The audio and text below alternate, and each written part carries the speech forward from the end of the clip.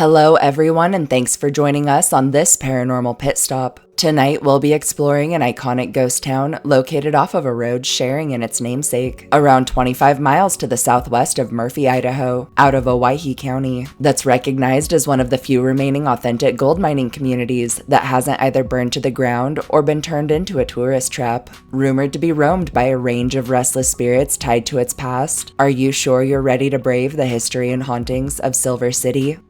Historically, in 1864, Silver City was founded shortly after the discovery of actual silver on adjacent War Eagle Mountain, after which the settlement would grow quickly amidst its boom, and would even hit a total population of 2,500 residents, who were accommodated across 300 homes and with 75 businesses, including 6 general stores, 8 saloons, 2 hotels, a brothel, its profitable mines, of course, and even the territory of Idaho's first daily newspaper. By 1867, Silver City was named as the county seat. It would tote the territory's first telegraph, and later, in 1880, a phone service would arrive. In 1890, following the depletion of local placer and quartz mines, Silver City would begin a slow decline. In 1934, the county seat was transferred to Murphy, and while several small-scale local mining ops would persist up until World War II, by the 1940s, the town would claim but one singular resident, a Willie Hawes. In 1942, the Idaho Hotel, which was constructed elsewhere in 1863 and moved to Silver City in 1866, would close its doors. A year later, the post office would be forced to shut down, and in 1968, Hawes would pass on, after which all local lands fell under federal ownership.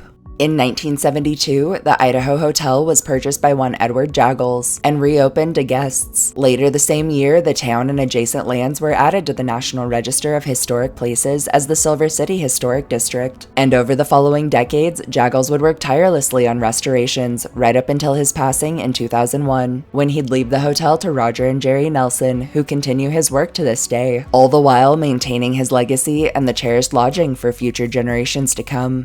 Incidentally, in the present, the town of Silver City remains open to visitors from May through October, and offers around 70 standing buildings, including its Idaho Hotel, which some believe might just be the oldest hotel in the state. Notably, for those wishing to visit, the road out to Silver City can get a bit bumpy, and as such, really high-clearance vehicles are recommended for the journey. Chillingly, the whole of Silver City is, rather classically, believed to be haunted by spirits tied to those who lived across its bounds in lives since past, and those braving the expanse have reported a range of supernatural activity, including extreme cold patches that follow visitors around, orbs and spook lights sighted drifting about after dark, and instances of doors or windows on various buildings opening and closing on their own. The Idaho Hotel is easily one of the site's most haunted locations, and though current owners admit that they aren't much for ghost stories, seemingly everyone who's set foot on the property has experienced at least one inexplicable occurrence. According to historians, the old lodging may be haunted by at least 3 spirits, the first 2 of which are likely the ghosts of J. Marion Moore and Samuel Lockhart, who had a shootout on the front step, after which, according to legend, both parties perished on site. To date, the ghostly figures of both Moore and Lockhart have been observed roaming about, with one of them commonly sighted on the stair leading to the 3rd floor and clad in an old duster and hat.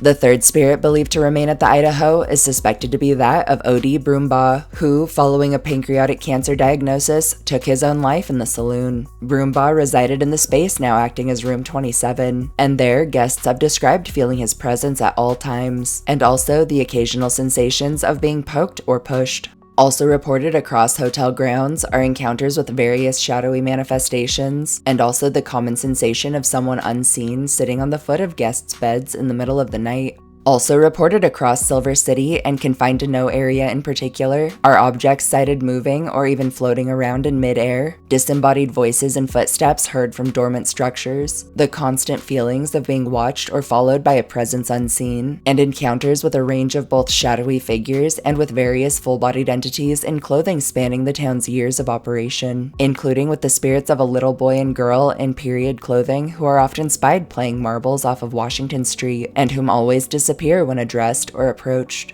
Lastly, an old cemetery rests on a hill overlooking Silver City, and those who've braved its bounds have reported strange patches of fog that descend upon the area alone, extreme bursts of wind on otherwise calm days, and run-ins with apparitions that appear so solid they're often mistaken for living people before they literally fade off into the darkness.